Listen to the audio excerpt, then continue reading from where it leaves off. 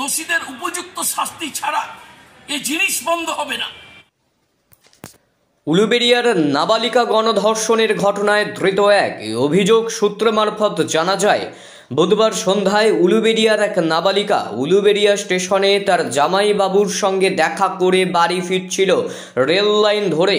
অভিযোগ, ঠিক সেই সময় বেশ কয়েকজন যুবক ওই নাবালিকাকে জোরপূর্বক ধর্ষণ করে।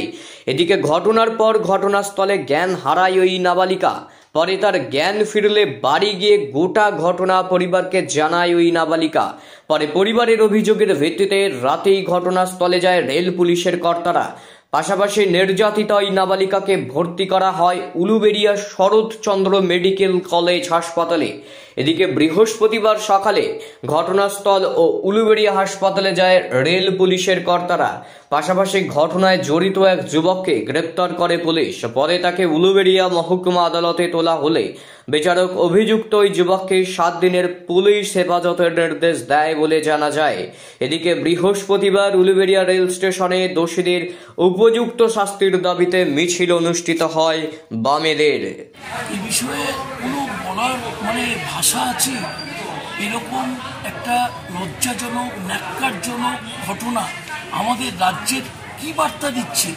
গত বেশ কয়েক বছর ধরে তৃণমূল কংগ্রেসের শাসনে মহিলারা নিরাপত্তাহীনতায় ভুগছে, মহিলারা ধর্ষিতা হচ্ছেন। পার্কস্ট্রিট, কামদুনি, কাটোয়া, ভাঙড়, সর্বত্র, জলপাইগুড়ি, উত্তরবঙ্গ থেকে দক্ষিণবঙ্গ, সাধারণ মহিলাদের নিরাপত্তা নেই। এই ভাষা আছে প্রতিবাদ করার?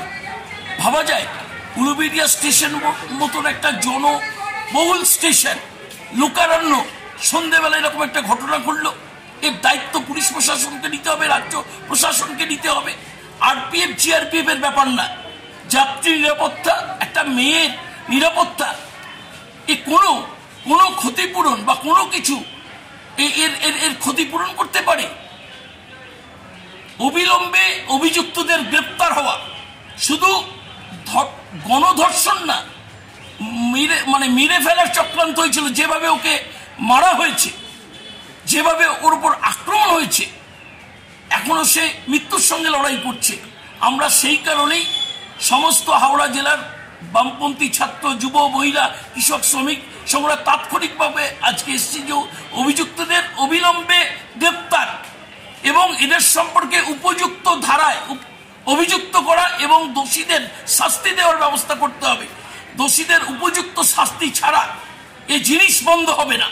কোনোভাবেই সরকার প্রশাসন, দল, মত, ধর্ম নির্বিশেষে এর বিরুদ্ধে প্রতিবাদে সামিল হওয়া উচিত। সরকারের এবং পুলিশের সদর্থক ভূমিকা থাকা উচিত বলে আমরা মনে করি। হয়েছে তো একটি বাচ্চা মেয়ে, 17 বছরের মেয়ে, নাবালিকা, তার উপর তো গণধর্ষণ, সে তো ধর্ষণের শিকার হয়েছে।